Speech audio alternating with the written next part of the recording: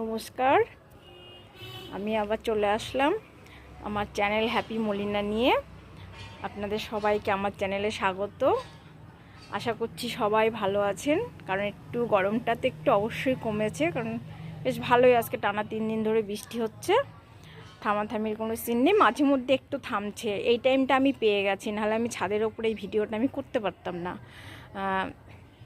জামা কাপড় তো কিছুই শুকাচ্ছে না, একটু একটু অসুবিধা তো হচ্ছেই। তবু একটু গরমটা একটু কমেছে, তবু একটু ভালো।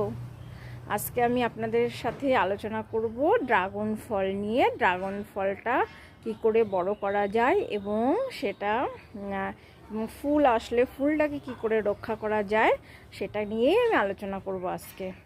আচ্ছা ঠিক আছে, চলুন আমি দেখি আজকে কি করা যায়, ফুলটা কি করে রাখা যায় এবং ফল একটু হলে পরে কি করে বড় করা যায় ফলটা, সেটাই আমি আলোচনা করব আজকে।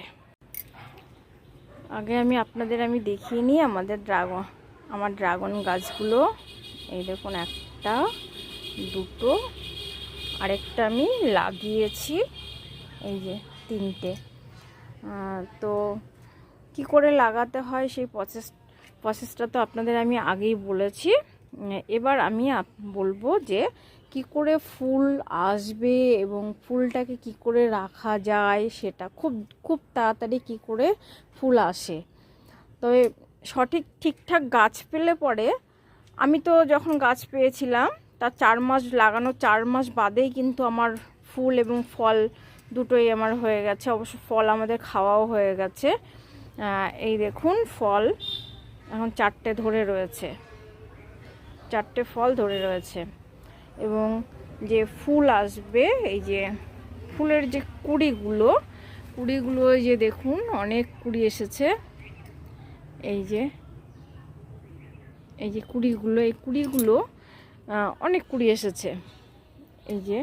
এই কুড়িগুলো আমি কি করে রাখবো, সেটাই এখন আমার বলার বিষয়।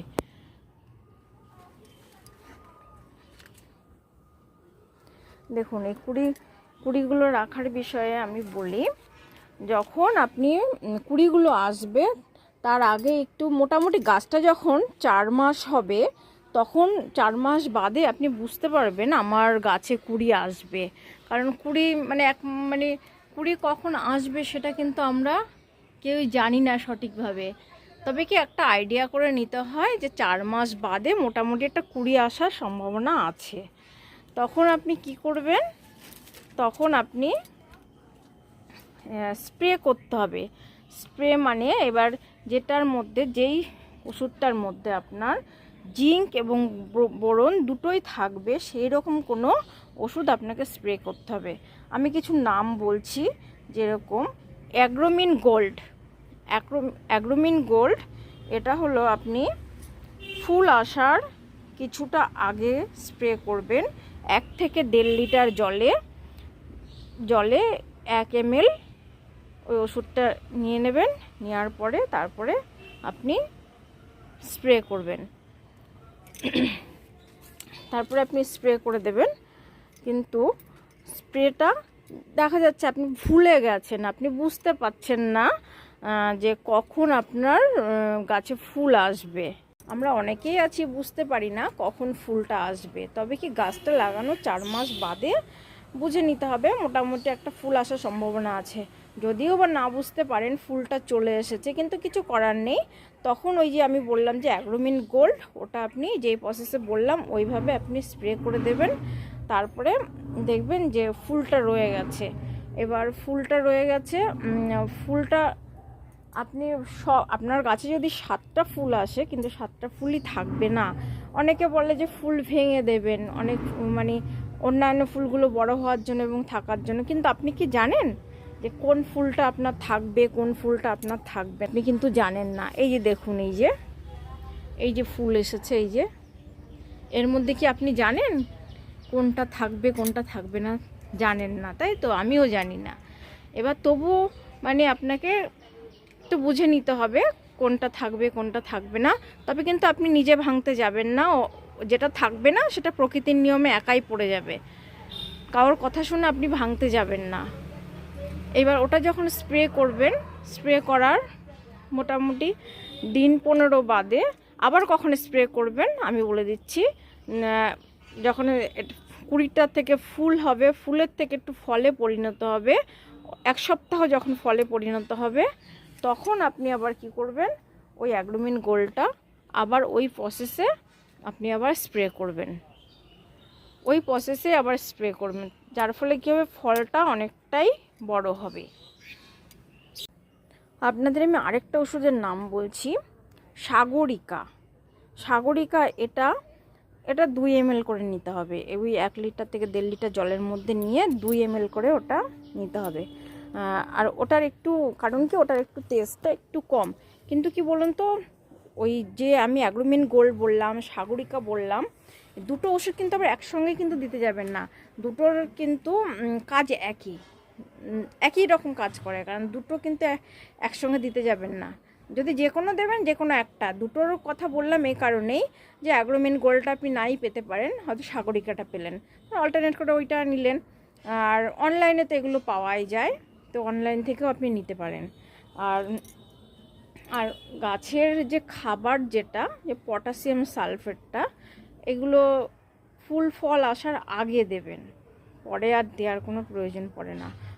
আর এই গাছে সত্যি কথা বলতে কি, ড্রাগন ফলের খুব একটা খাবারের প্রয়োজন হয় না। যদি ছাদে লাগান কিংবা মাটিতে মানে টবে, মোট কথা টবে যদি লাগান, আপনি 2 মাস বাদে 2 মগ করে পাতলা ওই খোলের জলটা দিতে পারেন, ওটা দেবেন। তাহলে দেখবেন ফুল আর ফল দেখবেন দুটোই থাকবে, এবং দুটোই বেশ বড় আকার নিচ্ছে। দেখুন আমার গাছে ফলগুলো দেখুন, এই যে একটা ফল,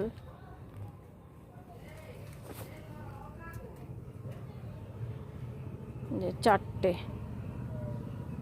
চারটে ফল হয়েছে। এগুলো আর 3 দিন বাদেই আমি পেরে নিতে পারবো, 3 থেকে 4 দিন বাদেই। যারা মানে ব্যবসা করেন তারা কিন্তু ফলটা 3 থেকে 4 দিন বাদেই নিয়ে নেবে, কিন্তু আমি আর কয়েকটা দিন রাখবো, কারণ আরেকটু বেশি পাকাবো। যখন দেখবেন এই যে মুখটা ফেটে গেছে, সেই টাইমে আপনি পারবেন, দেখবেন খেতে বেশি টেস্ট হবে। কারণ যারা ব্যবসা করেন তাদের ফলটা তো 2-3 দিন এমনিতেও বিক্রি নাও হতে পারে, তার জন্য ফাটার আগেই তারা তুলে নেন। ফেটে গেলে কি পচে যাওয়ার সম্ভাবনা আছে, যে আমি আরও কিছুদিন পরে তুলবো, মুখটা যে ফাটবে তারপরে আমি তুলবো। দেখুন এই যে ফুলের কুড়িগুলো দেখতে পাচ্ছেন আপনারা, এর মধ্যে পিঁপড়ে, হ্যাঁ এই পিঁপড়েটা মানে যে এর মধ্যে যে কুড়ির মধ্যে একটা মধু জাতীয় কিছু একটা বের হয়, হ্যাঁ ওটা ফুল হলে ভালো করে দেখাতে পারতাম। সেইটা খেতে কি হয়, পিঁপড়েগুলো চলে আসে। তাই পিঁপড়েগুলো ওরা যখন এই মধুটা খায়, তখন কি ওই আমাদের কুড়িটাকেও নষ্ট করে দেয়। তখন এই যে কি করবেন, এই যে যেগুলো বললাম অ্যাগ্রোমিন গোল্ড, সাগরিকা, যে এইগুলো স্প্রে করলে পরে আপনার এই যে এগুলো থাকে না। তাছাড়া যে নিম ফলের মানে নিম গাছের তেতো জাতীয় কিছু স্প্রে করলেও অনেক সময় চলে যায়, তবে ওটার থেকে আমার মনে হয় ওই অ্যাগ্রোমিন গোল্ডটাই আপনারা ইউজ করবেন, তাহলেই বেশ ভালো হয়। তখন তাহলে থাকে না পিঁপড়েগুলো। দেখুন প্রত্যেকটাতে পিঁপড়ে এসেছে, আমাকে স্প্রে করতে হবে।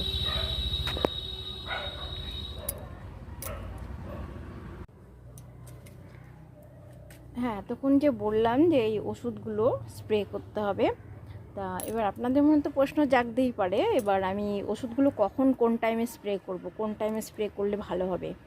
তো আপনারা কখন স্প্রে করবেন, সকালবেলা সূর্য ওঠার আগে এবং বিকেলবেলা সূর্য ডোবার পরে, মানে রাতের আগে, সন্ধ্যের আগে, মানে যখন সূর্যটা একটু নেবো অবস্থা হয়ে যাবে, 4টে থেকে 4:30 পরে। আর সকালবেলা 6টার আগে আপনাদের এই যে ওষুধগুলোর কথা আমি বললাম সেগুলো স্প্রে করতে হবে। দুপুরবেলা কখনো স্প্রে করবেন না, এটা ওই সকালবেলা আর ওই সন্ধ্যেবেলার দিকে, মানে সন্ধ্যের আগে আর সকাল 6টার আগে আর বিকেল 4:30 পরে রোদটা যখন থাকবে না সেই টাইমে এগুলো স্প্রে করতে হয়। আর এই কুড়ি যতই বেশি আসুক না কেন আপনি কিন্তু ভাঙতে যাবেন না, যেটা না থাকার একাই সে ভেঙে চলে যাবে। আর এই যে ডালগুলো দেখছেন, এই যে ডালগুলো যদি ধরুন এই যে এইখান থেকে, এই যে এইখানে ধরুন কুড়ি এসেছিল, এইখান থেকে ঝরে গেছে হয়তো ফুলটা, কুড়িটা আবার তার পরের থেকে এসেছে। প্রকৃতির নিয়মে একাই হবে, ওর চিন্তা করতে হবে না। খুব বেশি খাবারেরও প্রয়োজন নেই, তবে আমরা একটু বেশি ফল এবং বড় ফল পাওয়ার জন্য যেগুলো আমি বললাম সেগুলো একটু স্প্রে করবেন, তাহলেই হবে। আর পটাশিয়াম সালফেটটা তো বললাম যে ফুল আসার আগে দেবেন, তারপরে যখন ফুল থেকে ফল আসবে, ফলে পরিণত হবে, তারপরে আবার দেবেন। তার মাঝখানে দেওয়ার কোনো প্রয়োজন নেই। ঠিক আছে, আমার এই ভিডিওটা এতক্ষণ দেখার জন্য অশেষ অশেষ ধন্যবাদ আপনাদেরকে, এবং আমার চ্যানেলটার সাথে আপনারা থাকবেন, চ্যানেলটা সাবস্ক্রাইব করবেন। Tata, by.